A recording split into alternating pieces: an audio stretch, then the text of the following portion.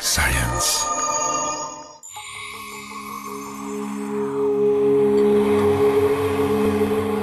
Il aura fallu 4 ans, 2 expéditions et un robot pour qu'une équipe internationale de chercheurs puisse créer cette carte 3D haute résolution de l'Antarctique.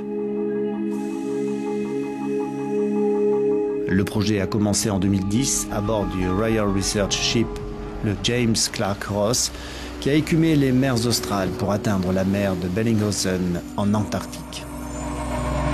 Là, les chercheurs ont envoyé par le fond un robot qui, doté d'un sonar, est allé se promener sous la glace. Sa mission, faire la carte de la surface inférieure de la banquise, celle que l'on ne voit jamais.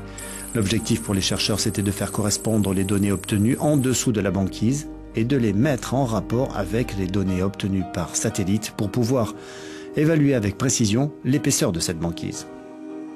Ce que nous essayons de faire, c'est de voir ce à quoi ressemble la surface inférieure de la glace. À partir de cela, nous prenons les images satellites pour établir une carte de la surface supérieure de la glace et enfin, à l'aide d'une équation, nous sommes en mesure de déterminer l'épaisseur de la couche de glace. L'objectif ici, c'était de pouvoir produire des modèles plus précis du taux de progression du réchauffement global. La banquise est importante car si vous regardez la Terre depuis l'espace, vous voyez que les régions polaires sont extrêmement blanches et que cela renvoie énormément la lumière du Soleil vers l'espace. Donc si on enlève ces couches blanches des pôles, on aura plus de radiations qui seront absorbées, ce qui va réchauffer la planète.